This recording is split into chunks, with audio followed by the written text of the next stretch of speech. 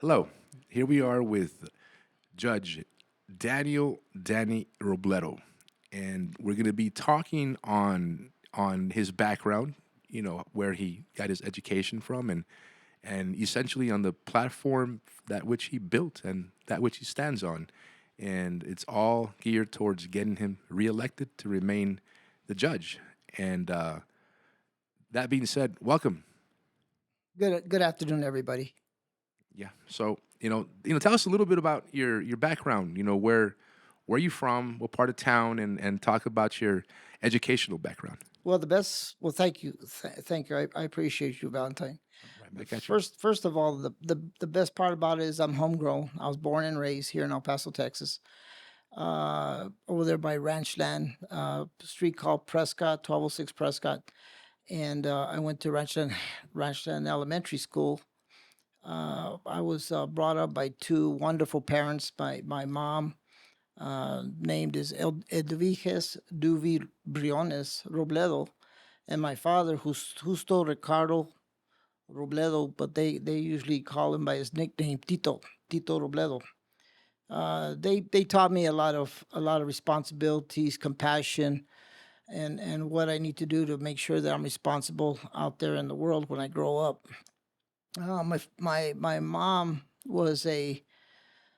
uh, was a housekeeper slash hard worker that took care of us. There was five of us, three sisters and two brothers, and thanks to her, she kept us fed, cleaned, bathed.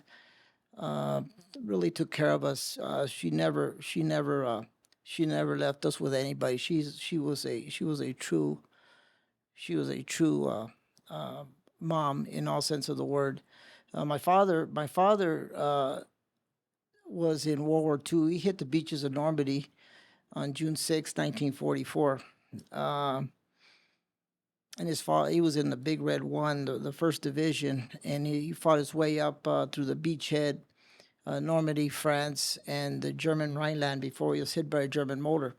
He came back to El Paso and got a job over here at Civil Service, to where he moved up as chief inspector of the base at Bixfield, because Bixfield at one time was an Air Force, a fully functional Air Force base.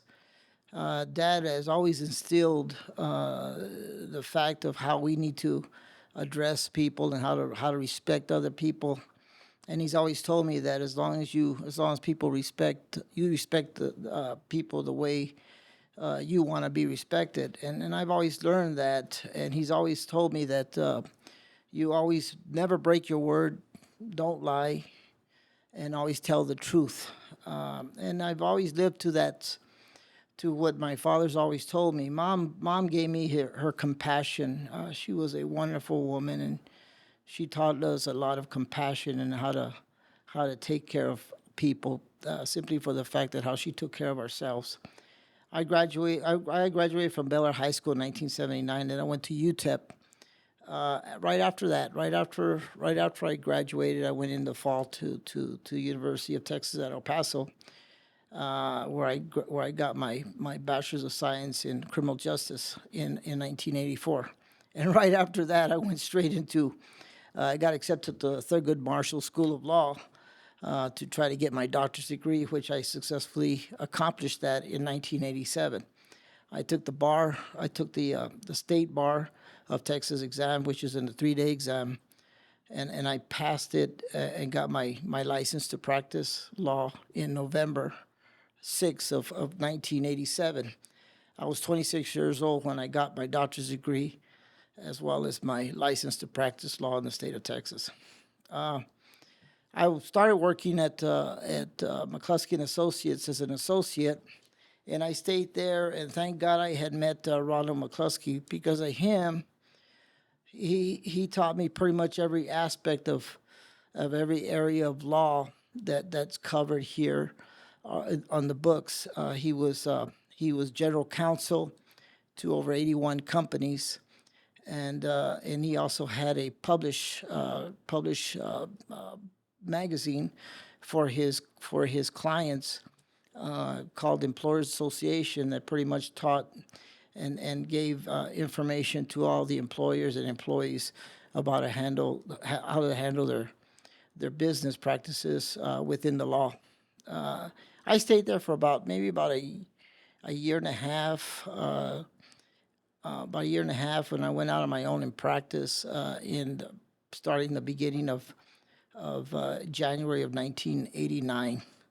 I started my private practice, the law office of Daniel Robledo, since 1989 until present.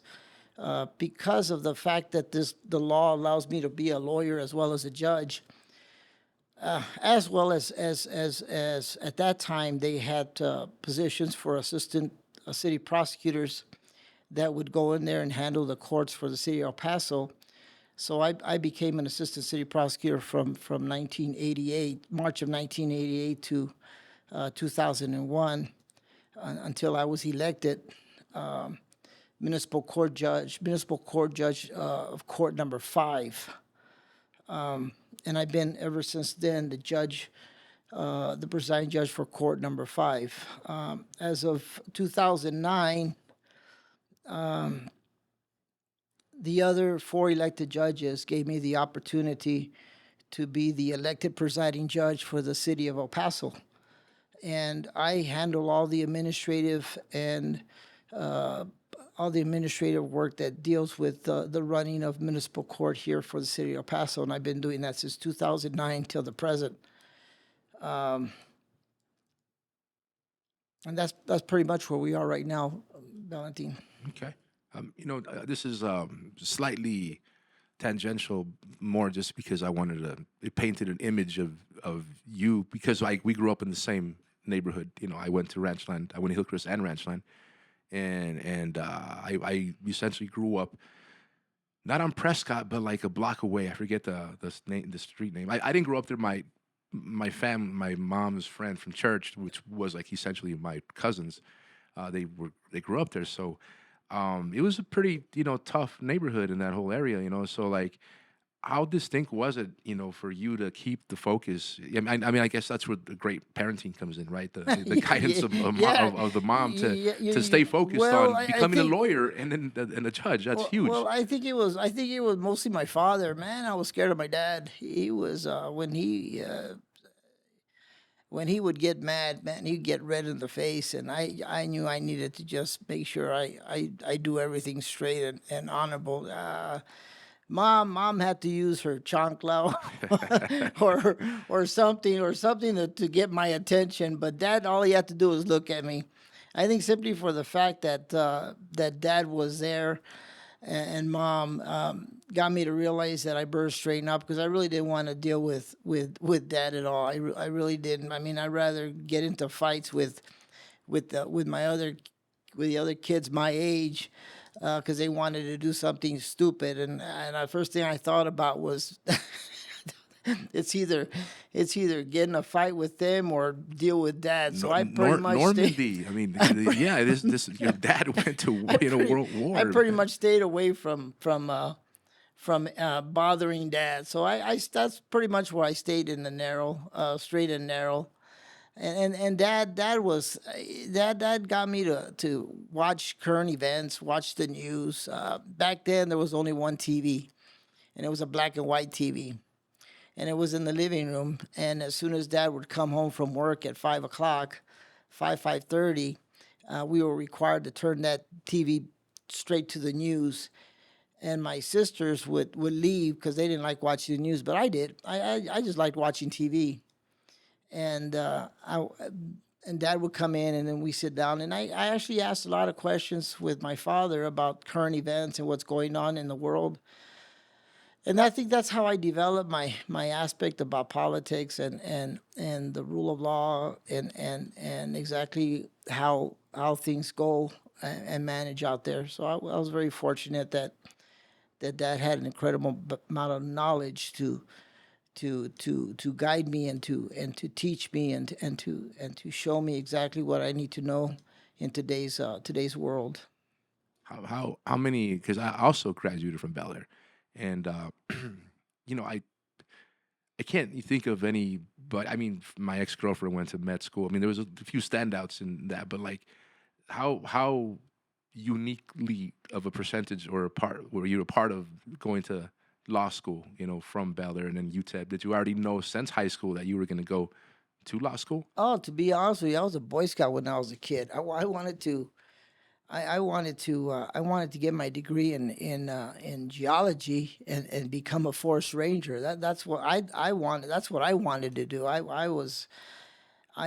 loved being a Boy Scout. I missed it all the way up to life. I didn't become an Eagle Scout because the scoutmaster that was there had resigned, so I couldn't move up that last step, which was being an Eagle Scout.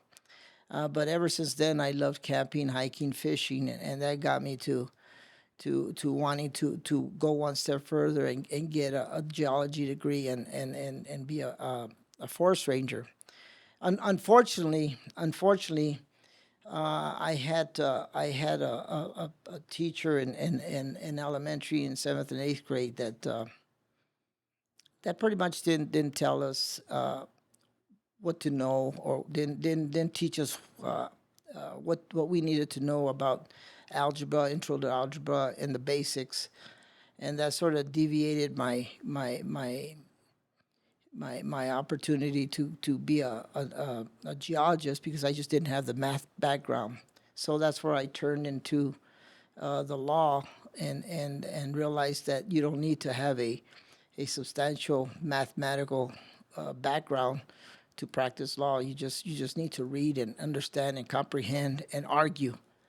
And pretty much I have all those qualities, and I've always had those qualities in me. So that's where I went. That's where I decided to go the route that I want to go to now, which was the study of law.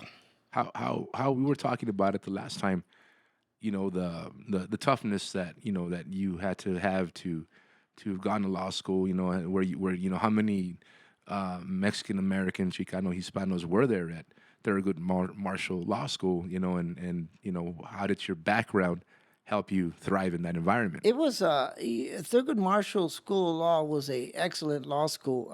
It was racially diverse. There was the majority were the I would say half of the law students were African American, and then the other half were diverse into the minorities and the Anglos. And we all had the same goal, was to get your law degree, get your doctor's degree, and pass the bar. And it was very competitive, very competitive, in a sense that you were just competing in the grades and trying to do the best you can over somebody else, and it taught you to be pretty much, you don't want to lose to somebody else that you think you're better than them, and that's pretty much the competition that you had in law school. It was just you watch out for yourself because the other ones were watching out for themselves, and that was just typical of law school. It's just a very competitive institution for of higher learning. Awesome.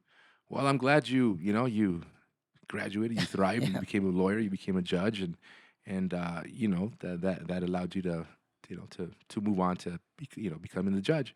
And I think with that we'll close off the first segment of the education. Yeah. How long was that? Wow, it was a little longer. Okay. Okay. So what does it mean for you to exhibit fairness in the courtroom? Well, let me go one step further. I was fortunate enough to get licensed in the state of Texas in 1987. I also in 1989 I got my federal license for the United States District Court of Texas, Western District, and then in 1990 I got my federal license in the United States District Court in Arizona. And the last license that I received was the United States Claims Court in Washington, D.C. And then the reason why I'm bringing that up is because just the mere fact of having practice in before those courts, as well as Texas and sometimes in municipal court, got me to realize that one thing was lacking. There wasn't enough.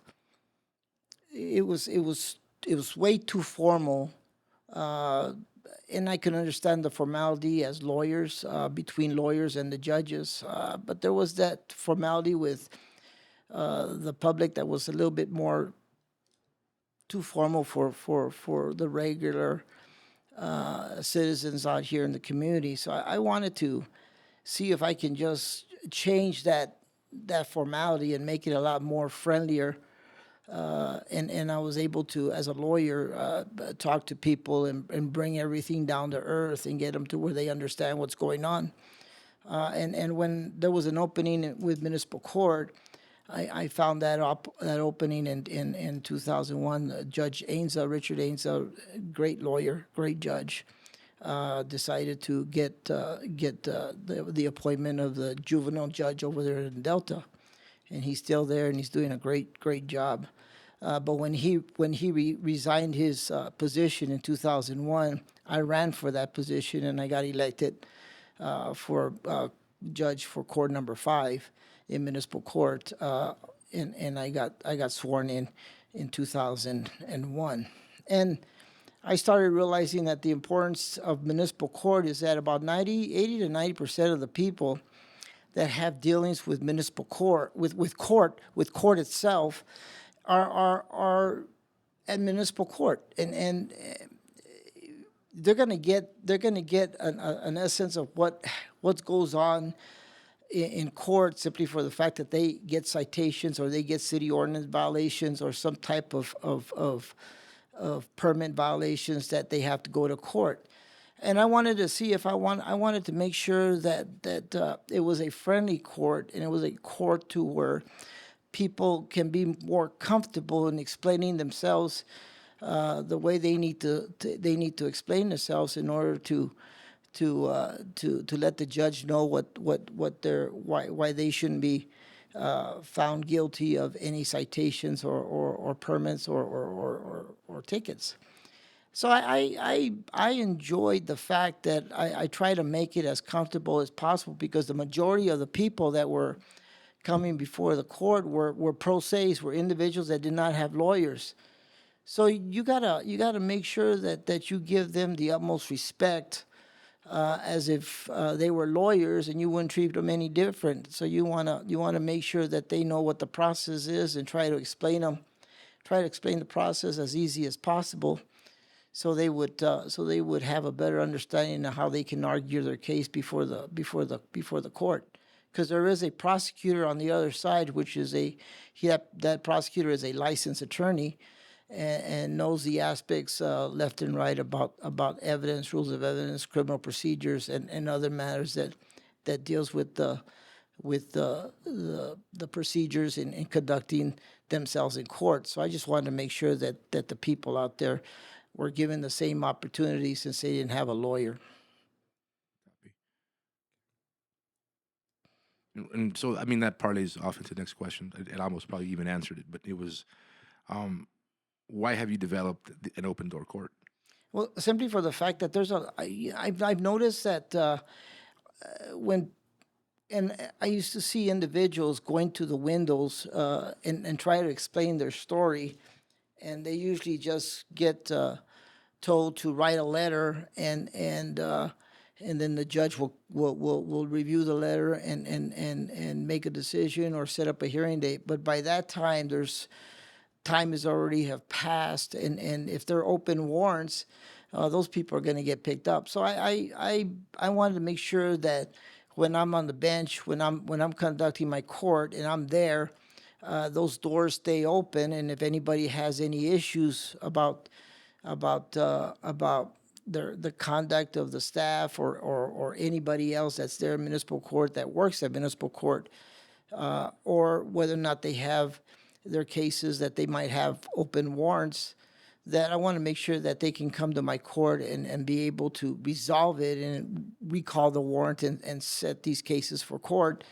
because I think it's in everybody's best interest, including the city of El Paso, that having warrants out there lagging doesn't alleviate and resolve anything. So if we can get the warrants recalled and have them resolved, the best way possible is for individuals to come to court and and get their day in court. That's why I did it. Great. And what's been most rewarding about being on the bench? Oh, I have a pretty good person. I think I have pretty good personality. I enjoy talking to people.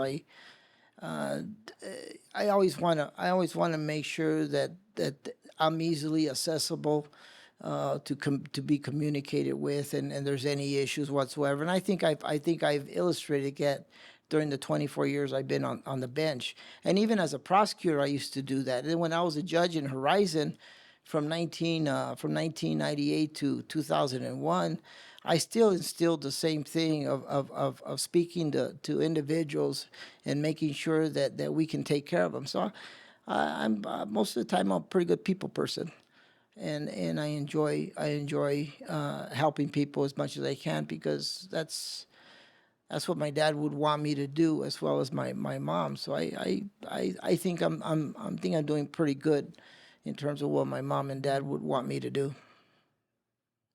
Awesome. I mean, maybe that's why it parlays perfectly into the next question. Maybe that's why, why do you think you have so much support from law enforcement, attorneys, and citizens of El Paso?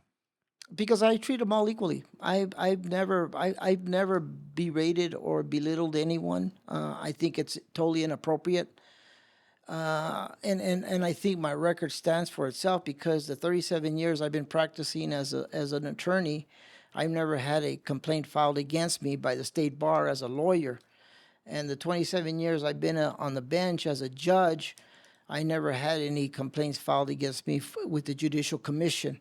So I think my record stands for itself. And the mere fact that I've been on the bench 5 terms without an opponent has led me to believe that I strongly believe I'm doing my job, and I'm respecting the people that are out there, including the other lawyers, individuals, citizens, law enforcement officers, everybody that comes before my court. I think I've always given them the respect that they deserve. Yeah. How did you get your start in Horizon? I was fortunate because I got a call. I got a call. In fact, Joe, the county attorney's office, Joe Lucas. His brother was the chief of police over there at Horizon, and Joe Lucas had called me up to tell me that there was an opening for a judge, for Horizon, that the judge that was there was resigning and was leaving. And so I applied, and I believe I applied with I believe I applied with 4 or 5 other people. But since the other people, because you didn't have to be a licensed attorney to be a judge over there in Horizon, and since I was the only licensed attorney and a city prosecutor for the city of El Paso, that applied, Mayor Lee, and the recommendation from the chief of police had city council approved my appointment as judge there. And that was pretty neat. I appreciated that, and I completely changed. That municipal court over there at Horizon, because there's a lot of things that weren't being done correctly, because the judge that was there was not a licensed attorney, and she didn't know the procedures and how to conduct court, or how to manage a court, or administer a court. So I pretty much turned that court around, and I'm very proud of doing that. Okay. And essentially, last, but as important as any, who are some of your influencers, and mentors? Oh, number one, my father. Number two, my mom. Um, then I owe. There's a good friend of mine. We were best friends when we were growing up in high school. Jaime Fernandez. He was a big influence in my life. Then Ron McCluskey. My boss at that time. And then when I went to law school, a guy by the name of Roy Gonzalez, he passed away about 4 or 5 years after we graduated from law school. He was from San Antonio, and he was a big inspiration as well. My brother Sam, who I lost in 2009. I think those individuals were key. And there was one in at UTEP, and his name was Herberto Chacon, and we used to call him by his nickname Chax, and he was the president of Mecha, and Mecha was like a semi rebel organization at UTEP. I was a part of it and too. and I uh, know Metro, and yeah. and Jaime and myself, we were members of the pre-law association, and we hooked up, and I had a bit of an attitude, and and Shax Alberto, he kind of spotted that, and he took me to the King's X up there on Mesa Street, and we had Otherwise known as a derelict with my friends. Yeah. well, we had a plate of nachos and tea, so we weren't drinking, I'm not kidding you. Within 4 hours, that guy converted me and just changed my attitude about about about life, and I owe a lot to Chax because of that. Because I think he completed, with everyone I had mentioned, I think he completed the whole picture in me, and the whole picture in who I am. So I really appreciate that. Awesome. And we'll close off with this.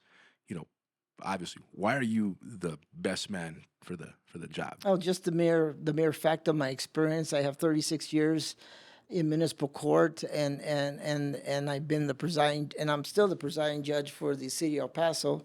And I believe, just my record as not having any complaints filed against me as an attorney and as a judge proves that I am the most qualified, experienced, honest, and attentive person that can sit on the bench. I'm not gonna mention my opponent's name, but he got reprimanded by the State Judicial Commission, which is for abusing his power when he was a district court judge. So people need to read up on exactly what the situation is and who should be best qualified to be that court. And I believe that being on the bench for 24 years has proven myself to others that I should continue being your municipal court number 5 presiding judge. Thank you. 1,000%. So there you have it, people. The